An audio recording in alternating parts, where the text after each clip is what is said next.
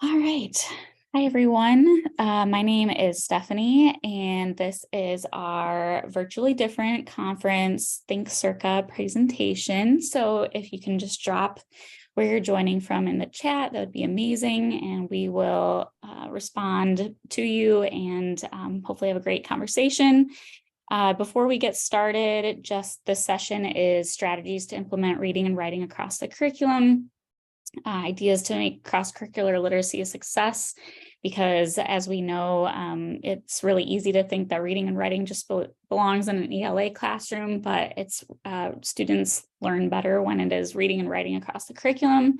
So that is what this session is going to focus on. And then our agenda is Jenny is here with me, and we're going to do quick introductions, and then Jenny is going to help me out excuse me, with the foundational reading skills, science of reading instruction, and how to incorporate that into the classroom. And then how ThinkCERCA is incorporating that as a secondary strategy, whereas most of us know it in K through 5. Then the last couple of things that we're going to do is just an overview of what reading and writing looks like across the curriculum, and then how ThinkCERCA has strategies and tools to help you implement that across the curriculum. So here are the introductions. Like I said, my name is Stephanie. I'm a partnerships development representative at ThinkCERCA and do quite a few different things. I'm a former high school English teacher for 8 years and then joined ThinkCERCA last summer. So really excited to be here with you all. And then I'll let Jenny introduce herself. Yes, I'm Dr. Jenny French, and I'm also a resident here in Indiana. And I think I saw some familiar names in the lobby chat, so that's exciting. So I spent the last several years as curriculum director and assistant superintendent of curriculum instruction here in Indiana. So I'm excited to kind of share some things that we're working on that I think are going to be really beneficial to students. All right, so we wanted to start with Scarborough's reading rope, and I'll let Jenny kind of go into this, even though we were talking and we think most people have kind of a general understanding. I'll let Jenny kind of take the floor from here. Yeah, and I think if you have not seen Scarborough's reading rope by now, you have been living under a rock. Everyone, even if you're not a reading teacher, an ELA person, this has been shown at a PLC or a PD recently. We have heard more of the term, the science of reading, in the last year than you probably have in your whole educational career. And when you hear the science of reading, it's usually this graphic or the simple view of reading. And the simple view of reading is also helpful. It's a nice equation that really just demonstrates both of these, the language comprehension piece, which is really talking about what your life experience brings towards your education, and then the word recognition piece, which is what you learn in school, the phonics, the decoding, all of those pieces. If you are lacking in one, the other area cannot overcompensate for where you have deficiencies. So it's kind of an equation, like a 1 times 0 equals 0. So if you are lacking with your background knowledge or in vocabulary, which many of our students coming from homes of poverty or our English language learners, they can decode and recognize a word. It doesn't help their word comprehension if they are lacking in that area. So one of the things that I struggled with as a curriculum director or assistant superintendent is, I think our major problems in education that every district deals with is behavior and mental health, and then helping big kids learn how to read. So what do you do with an 8th grader who still can't decode? 8th grade teachers or secondary teachers are experts in their content. They don't feel comfortable. They don't feel confident of how to be a reading teacher or to support a student who's struggling with reading. And there aren't any materials on the market to help them. So it kind of creates this bigger gap for students. We don't have teachers that are able to help them, and we don't have resources to provide. So one of the things that I asked Stephanie if I could share today, because I think it's a really exciting resource, and it's one of the only things that could pull me out of the public school system, was really to follow this passion project, because this is a huge need in Indiana and across the country. There are no resources to help our kids and our teachers when our big kids can't decode. And so we have tons of resources for that word recognition piece, For little guys, we have lots of resources in the language comprehension piece. For big guys, we have nothing in the word comprehension, which is phonological awareness, decoding, and sight words for our big kids, for our secondary students, and this even speaks to English learners and adult learners who are literate or struggling readers. So I'm going to ask Stephanie just to kind of pull up the program that we're working on, and we're actually building it currently. This will be an automatic, or sorry, not automatic, I just read the screen. This will be a curriculum that is student facing, that is self-paced, and that teaches kids to decode. It's hard to help a secondary student with decoding or put them in a reading remediation class. It's humiliating, it's embarrassing, they don't want to be there. It feels like a punishment. And a lot of times the content is offensive because you're having a high school student read about fluffy cats. And it's not right to do to a big kid, so someone who's almost an adult. So what we try to do is create a linguistics approach. So this approach is more of a study of language. So you can use it with your students that are on level or bright readers, that is like meeting them where they are too. So it's self-paced. They can go through it as quickly or as slowly as they need to. And there's also teacher resources that can help build the capacity of teachers, so that we're helping their confidence and their reading expertise concurrently as students are also going through the self-paced lessons. So this is like part of the student view, but we are breaking down decoding. So for example, the IE versus EI rule, this lesson goes through all the tricky things that make the English language complex, all the different sounds the IE and the EI combination can make, 4 different vowel sounds. And so we teach the kids what that looks like. If you're a struggling reader, you need that information, but most of your readers who are on level or strong readers don't know why those rules exist. They just know how to say the word, and they might know what the word means, but they don't understand the actual linguistics part of that. And so it's really twofold. So it meets the needs of those kids that are learning to decode and teaching them those rules and how to break it down, but it's also building the background knowledge and the linguistic study piece for your on-level readers that are going to help them with SAT prep or just building their overall language skills. So Stephanie, if you just want to click through that just to kind of give them an example. Every lesson is about a 20-minute experience for the participant. Everything has an audio overlay of a human voice. If they get something incorrect, there are hints. They'll go through the practice, and then they go through a quiz. So there's a 5-question quiz at the end of every lesson, and that gets recorded and sent to the teacher also. Every experience for the student will start with a 90-second animated video that teaches the lesson in a really quick. It's quick to keep their attention.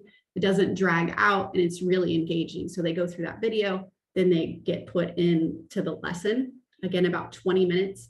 And then there's a reading passage. And the reading passage, again, like we saw in Scarborough's rope, is about building that background knowledge. So they are nonfiction passages, Lost Colony of Roanoke, Lost City of Atlantis, things that are more high interest and written at a middle school level, but it has the overall voiceover support, and then it has vocabulary support too. So they get the reading passage, and within that reading passage, the phonics skill that they went through in the lesson will then be embedded, and they see that application and they see it built in that reading passage. So they're getting the immediate practice of whatever that decoding piece was in the context of actual nonfiction reading. So that's great. And I have looked for this as a curriculum director to try to provide something for this, like this, for my students. And as far as I know, it does not exist. And so that's why I'm so excited that ThinkCERCA is creating this, and that I have the opportunity to help build this with some of the most incredible reading expert minds in our country at the time.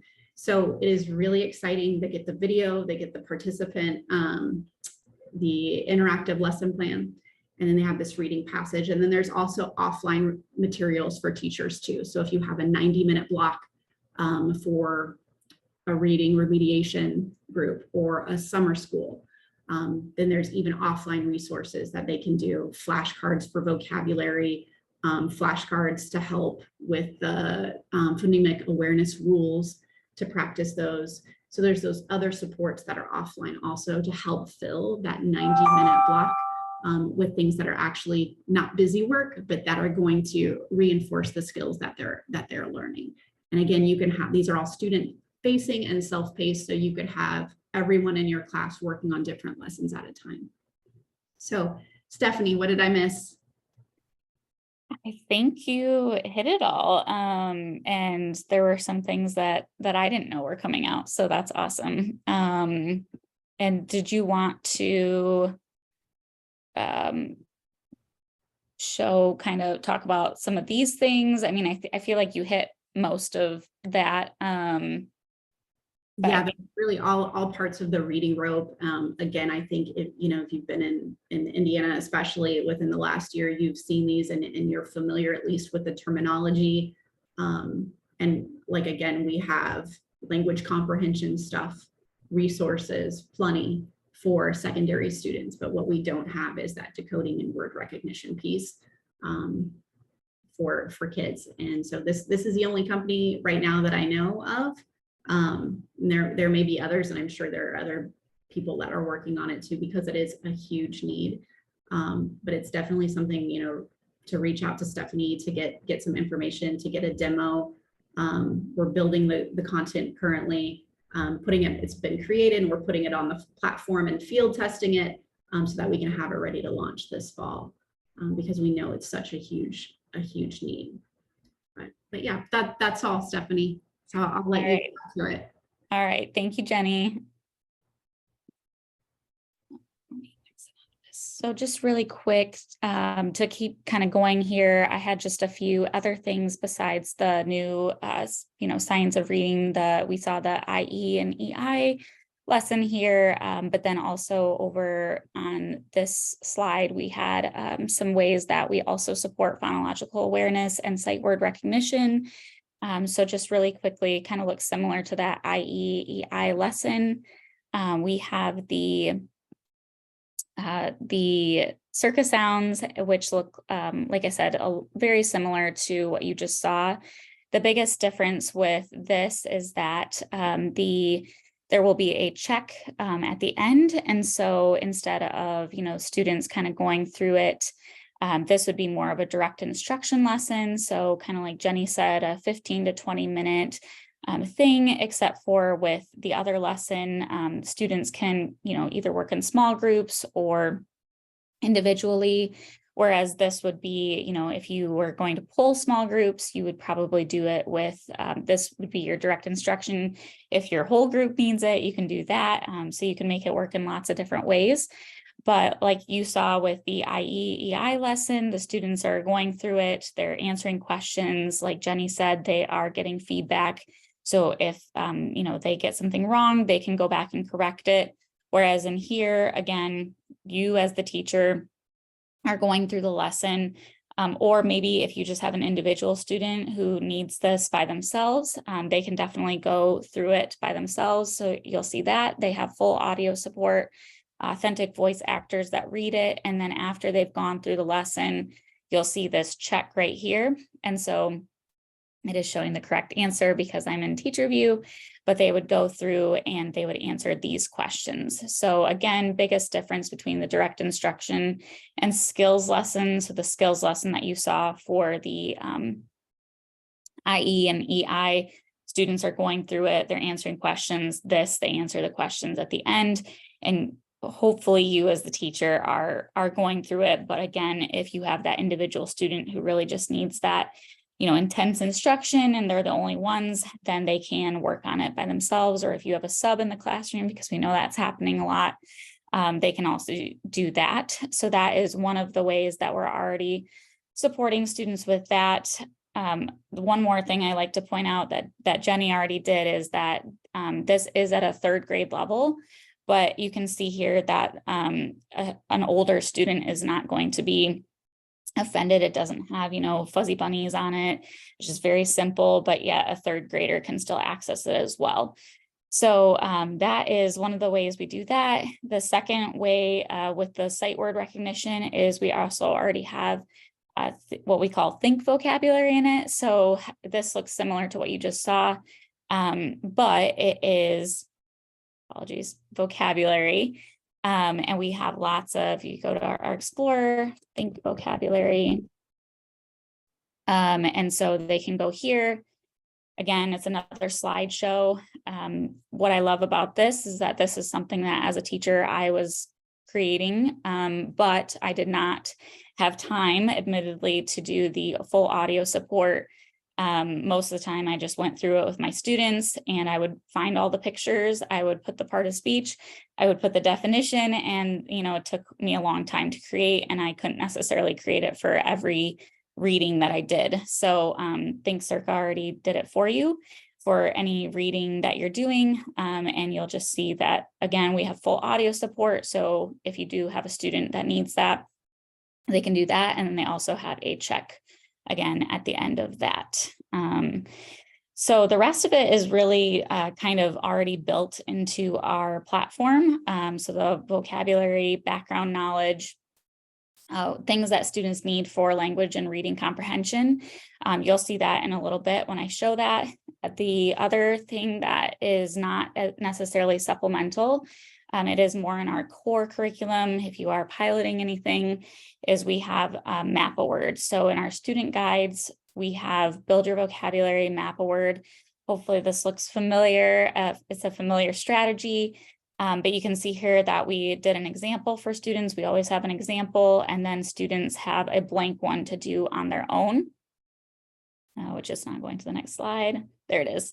So students will, do map a word. This does exist in our supplemental as well, but it does look a little bit different. But we have that just so that students can kind of break down vocabulary in text. And so the other thing that that slide mentioned was, having technology enabled in-text vocabulary.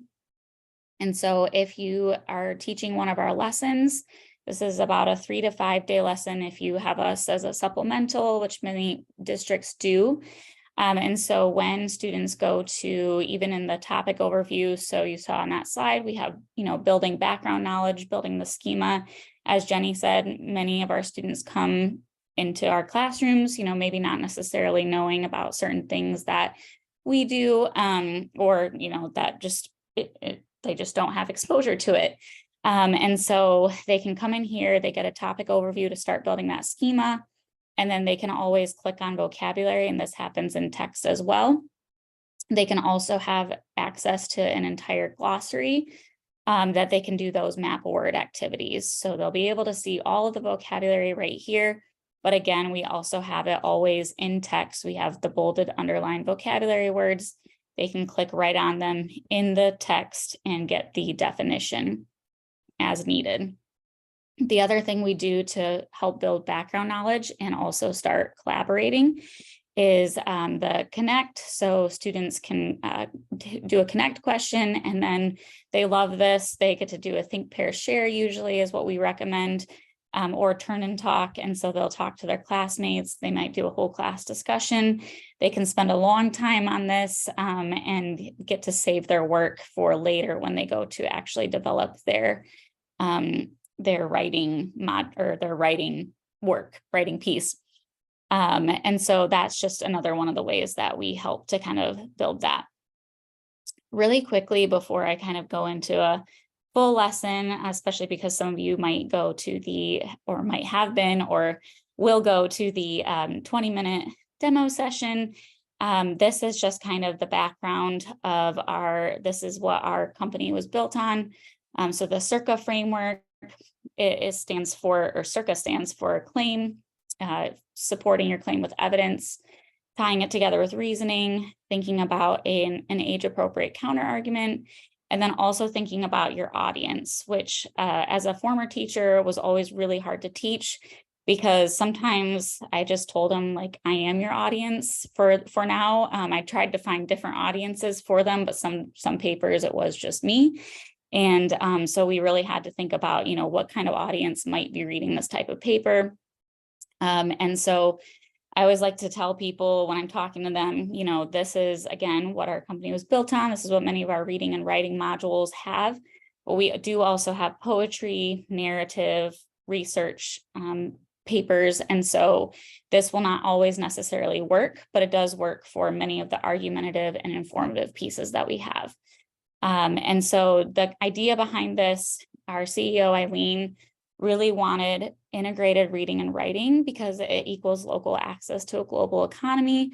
We know, 1 in 7 students are experiencing mental health problems, and they are just really struggling because we do have access to many more things, especially technology, that we haven't had in the past.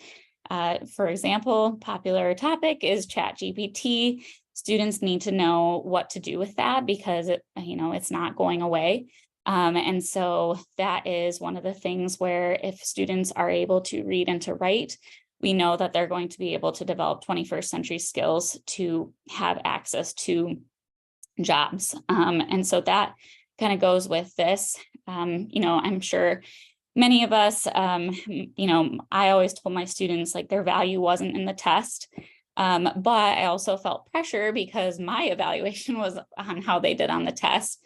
And so test or no test, the most valued skills in the 21st century workforce.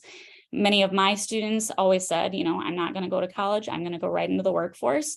And I said, great, well, you still need all of the skills that I'm trying to teach you, especially collaboration. So we would do a lot of group collaboration, and some of them said, I just don't work well with other people. And I was like, yep, I get it. But we have to, because you're going to have to when you go to work. And so just thinking about all of these, communication, problem solving, creativity, critical thinking, collaboration, that is what ThinkCERCA is built on. And we truly want to help students have these skills, and reading and writing is going to help them do that. So what we like to call, and I've changed many of these slides to reading and writing across the curriculum, but kind of our acronym for it is WAC. So writing across the curriculum is just an initiative to incorporate writing into instruction in all core subjects. So even math, science, social studies, and ELA. In my old school, math was kind of, that was the most difficult subject, understandably, to incorporate writing into. But I'm going to talk a little bit about how ways that you can do that. And so, as we know, especially if you are an ELA teacher, writing instruction has mostly been leveraged in ELA classes traditionally, and so has reading instruction. There is, a push with reading instruction. Everybody has to take kind of that, or most people have to take that postgraduate class where they have to learn how to, incorporate reading into their curriculum. And I think naturally it does occur. But again, traditionally, it's like students are, mostly think of reading in their ELA classes. But with that, with a reading and writing across the curriculum initiative, students are still going to receive most of their reading and writing instruction from ELA classes. But the idea behind this initiative is they're going to come into their other classes. They're going to have consistency across the curriculum, and they're going to be able to bring that reading and writing knowledge into other subjects. So, so they will have that background already, but then they're going to come in, and you as the content expert are going to be able to kind of hone those skills in your particular subject. So in a reading and writing across the curriculum initiative, it's no longer segmented to just ELA, like I just said. Students will read and write in all core subjects, and then content area teachers are going to provide feedback on writing. Again, in my old district, there was a lot of, from what students and teachers told me, it would kind of be like a check the box type of thing, and maybe science or history where they would write their paper. The teacher would give them a little bit of feedback or just put a grade on it, and then they'd be done with it. And, in their ELA classes, they were getting a lot of feedback on their writing. And so students weren't really, didn't really know, what they were supposed to do for these papers in their other classes. They didn't really know what their teacher wanted necessarily. And it was really difficult for them to transfer those skills from ELA to those other subjects because, again, some of the teachers were just kind of doing the writing to check a box in the other subject areas. And so as the expert in our content area, it's our job to teach students how to think like and I just put insert subject. So a mathematician, a historian, an architect, a scientist, a personal trainer, thinking PE here, but Kylene Beers, if any of you know of her, she talked about how she was teaching a group of students doing a PD, and a person who taught shop class came up to her and said, well, I just don't understand how I can use any of what you're talking about. We don't do reading in my class, and we never will. And she said, oh, well, what kinds of things do you learn how to do in your class? And he said, well, we learn how to look at blueprints. And she's like, okay, well, tell me how to read a blueprint. And he's like, well, you just read it. And she's like, well, no, take me through your process. And so he did, and he really had to think to break it down into the steps that he used to be able to read a blueprint. And so that's what we, again, as content area experts, have to think about. How do we break down what we're reading? When we write, what do we do? What are the steps that we take? And how can we transfer those to students? So research shows that highly skilled writers exercise problem solving and critical thinking throughout the writing process. So again, those 21st century skills. The writing helps students work through complex concepts. And then reading and writing 5 or more times per month across subjects helps students become college and career ready. So again, we're seeing it can't just happen in the ELA classroom. If it's happening across the curriculum, then we are going to help students become college and career ready with those critical thinking skills. So these are just some of the things that ThinkCERCA recommends. I do have a takeaway posted in our exhibitor page as a PDF, and you can get the videos to these. Some of these I'm sure are familiar, so just think, pair, share, but it really just breaks it down, especially if you are a new teacher. I know sometimes for me as a new teacher, I'd think that I had a really great prompt and that a think, pair, share was going to go really well. And then it kind of flopped, and I wasn't really sure, again, as a new teacher, I wasn't really sure how to handle that, where to go from there, because, you're kind of thinking on the fly in your classroom, and like, okay, I don't know where to go from here. And so the video really just takes you through, what happens if it's not working, what you can do, paired highlighting, paired summarizing, same thing. We have videos for those to kind of show you, again, what should be happening, what should it look like in the classroom. We have real students that we took videos of that it's, we show you what it looks like. And then we also kind of show you what it looks like in the ThinkCERCA platform for that highlighting. But I still think that even if you choose not to partner with ThinkCERCA, which of course we hope you do, that you could still use it, on a piece of paper or in Google Docs. With the peer editing, again, some of these, I'm sure, are very familiar to you, the small group instruction, the paired argument building. But again, if you are a newer teacher, or maybe just need a refresher on some of these things, we have these awesome videos that kind of tell you where to go and where to take it. If things aren't going well, or if things are going well, awesome. And hopefully just kind of a reminder of some great strategies to use. And so this is where I'll go ahead and take you through the platform in just a minute. But these are some of the recommended routines. Again, I think that you could use a lot of these without having our platform. Our platform does make it a lot easier. I wish that I would have had ThinkCERCA as a teacher, because it would have saved me a lot of time. But basically, our routines look very similar to this. As I said, it's a 3 to 5 day process. So maybe the first day, you're just introducing the topic, again, building that schema, thinking about the key skills. So you saw those skills lessons. We have those not just for the foundational reading skills, but we also have them for grammar. We have them for reading in general. We have them for writing certain types of text. So you always have those at your fingertips. And then we also have, again, the think vocabulary or the map a word process. And so that usually takes up 1 to 2 days. The close reading can take the up to the 2nd or 3rd day or so. And so the close reading, I talked about that paired highlighting. So right in the platform, you can highlight, but again, if you're just, choosing to kind of use your own resources, you could do close reading with the highlighting and note taking. And then our writing usually takes, depending on, how long your students need. Again, I know when I was a teacher, sometimes my students needed longer than a couple of days, but, usually can take 1 to 2 days or more.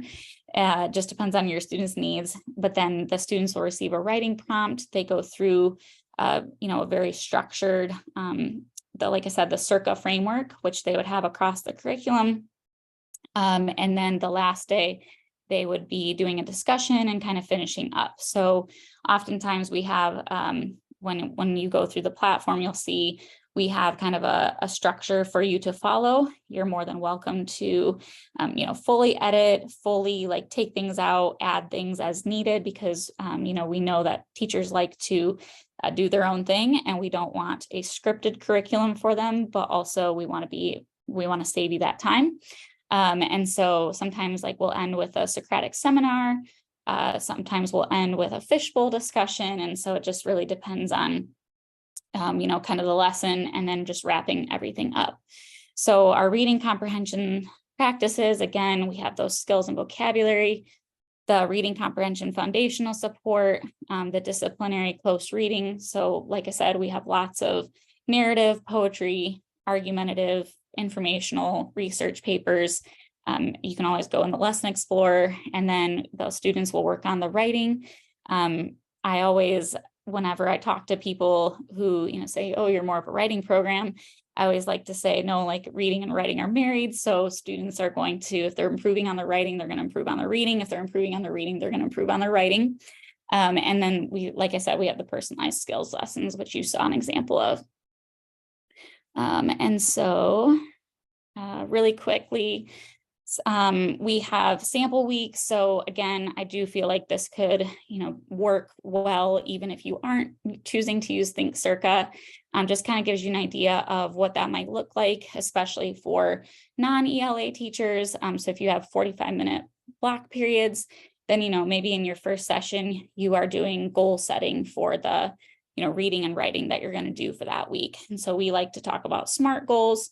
And so we want students to be able to set those and to celebrate those when they have success with those. Maybe you're giving some direct instruction and checking their comprehension. And then you can see here kind of what I just went through, but that's what it would look like for a 5-day lesson for 45-minute periods. Then we also have 90-minute block periods, because some of you teach on those. And so that might be, a little bit more, obviously, in each session. But again, I think that you could use some of these even if you chose not to use the ThinkCERCA platform. And then also we get asked a lot about, a lot of teachers like to, although I do feel like these are more popular in elementary. I know I liked to use them as a secondary teacher, but the, kind of 20-minute station rotations. And so you can see here, it does take a little bit longer. So we have week 1 here, where, you're not necessarily able to get as much done in those 20 minutes. And then week 2 might look something like this. Or sometimes, schools will end up using this for a short literacy block that they have. And so it might not necessarily be station rotation, but it'll be, these just little 20-minute small blocks where students are getting that intervention. And so many people ask me, what does this look like? So I always like to say, it's not just a sit and get. You don't just sit on a computer and students are silent and not talking to each other, not talking to the teacher. It is we call at ThinkCERCA, we like to say, happy, noisy classrooms. So maybe over on one side of the classroom, again, like the teacher is pulling small groups, doing direct instruction. In another space, a group is doing a 9th grade reading level. We always like to encourage teachers to stay on level, because we know that that is what's best for students. But we also know that sometimes you have maybe a newcomer who is just not going to be able to read at that 9th grade level yet. And so maybe they need a 4th grade lesson. So we might have another group, over here, it doesn't say that, but we might have another group over here doing a 4th grade reading level together, and they're collaborating on it and talking. And then this group over here is doing a discussion and a debate. There's lots of different ways that you can do it. Like I kind of showed you the flexible routines, but we have many videos on our website that show, the station rotation, the whole group instruction, the small group instruction, and just different things going on in the classroom so that it's not students sitting there, again, not sitting there sitting and getting, but the teachers having one-on-one time with them, conferencing with them on their writing. And it really just frees you up to have more time with your students instead of me, I was running around to every student, and there were sometimes students that I didn't get to because, I didn't have the tools and resources to kind of help them not be helpless while I was helping everyone else. So just lastly, I don't think I have time to show this video, but this video is on our website, and just kind of shows you everything that we have. And then lastly, I can leave this up for, 20 seconds or so. But this would be, like Jenny said, if you do want to learn more, I am the rep for Indiana. So you can feel free to do a separate session with me. Obviously, during the conference, there is going to be time for you to join a 15-minute session or 20-minute session, and you can ask questions there. But if you just want a one-on-one individual demo for your specific needs, we could definitely do that. And then lastly, for the PGP certificate, we have this QR code here, and I believe that's also being sent out separately. But there is that for you if you want a just quick and easy way to kind of evaluate this session and get your PGP certificate. So thank you so much, everybody. Appreciate your time, and thank you so much, Jenny, for being here. All right. Bye, everyone.